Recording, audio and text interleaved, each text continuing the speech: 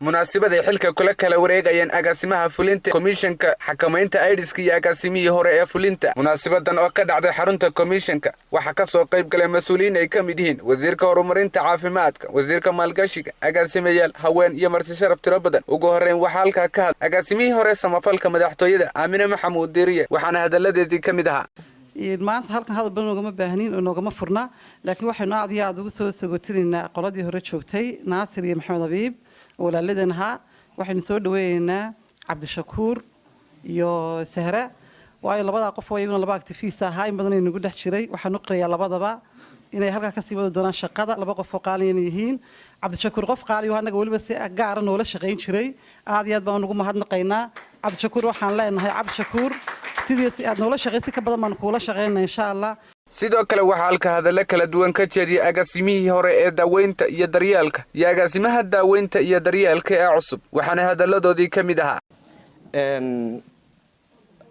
waxaan wareejinaynaa xil qaran wuxuu ahaa amaanadana madaxweynaha noo dhiibay madaxweynihii baana naga qaaday taasi cishaba macnaha waa sunne iyo macnaha nidaam ay awood u leeyahay madaxweynuhu inuu kolba qofkii uu doono uu isagu xilka u igmado aad iyo aad baan ugu mahadnaqaynaa runtii mas'uuliyadana waa wax culus maanta Maxamed Habiib baan hay laakiin maalinta xilka halkan la wareegay runtii culays badan baan dareemayay waayo halkan waxaan imid anigoo wax konsaba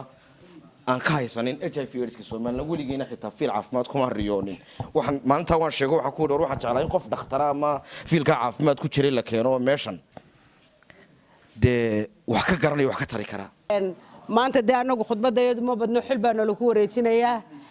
marka u horeysay Ilaahay baa mahadle waxaan u mahadnaqaynaa madaxweynaha Jamhuuriyadda Soomaaliland Muuse Biixi Cabdi oo digreetadan ugu magacaabay aniga gaar ahaan Sahra ahaan markii horena digreetayga ka qaaday oo ahaa agaasimihii wasaaradda shaqada iyo arrimaha bulshada kuna qaracsanayo dalkayga iyo dadkayga la joogay lana shaqaynayay maantana ay magacaabay aad iyo aad baan ugu mahad celinayaa asxaabtaydan aanu maanta bedelaynana waxaan leeyahay xilku ma aha uu ka qaadisa waa nala joogaysaan dhanka kale waxa halka ka hadlay agaasimihii hore ee fulinta komishanka xakamaynta AIDS-ka Naasir Ayjeex Jaamac isagoo ka sheekayay waxyaabihii uu qabsoomay waxaana hadaladiisii kamid ahaa intii aan joogay kulli shaqaalaha meel walba shaqaalaha jooga ayaa ka marag fura wax fara badan baan ayaan ka qabtay shaqaalaha oo bayroolkoodu hooseeyo kor baan u qaaday agaasimayaal 5 agaasimo waaxid baan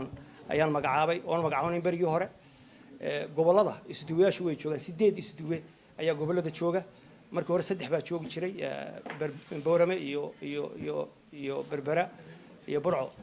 3 laakiin gobolada waa la wada joogaa imaka 6 gobol iyo 2 gobol kale 8 gobol waa la joogaa sidoo kale waxa halka ka hadlay agaasimaha fulinta ee isagu xilka la wareegay Cabdishakuur Ismaaciil Muumin Aare waxaana uu yiri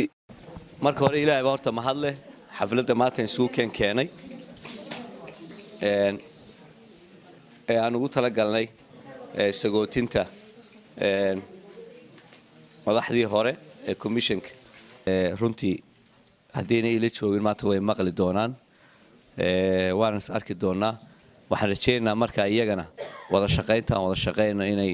dheeraato inaan dib u soo celino marka xiriirkii waxa hadalka soo gabagabay wasiirka horumarinta caafimaadka Soomaaliland Cumar Cali Cabdilaahi oo isagu sheegay inuu si weyn ula shaqeyn doono agaasimayaasha cusub komishanka xakamaynta AIDS-ka oo xaflad muhiima anigu shakhsiyan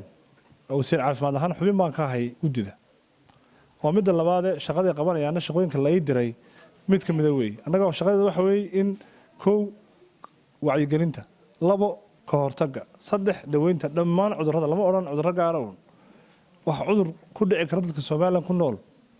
in laga shaqeeyo laakiin waxa maadaama uu muhiimad gaar ah leeyahay xanuunkani oo dhibaato gaar ah ku haya da'yarta oo ah dadkeenu ku taabeeno inaynu mustaqbalkana ku wareejino horumarkeenu sameeyna iyaga loo diyaarinayo maadaama uu dhibaataynayo sadarteed baa wax laga dhigay wax loo sameeyay guddi gaar ah oo madaxweynuhu ka yahay gudoomiye si loogu muujiyo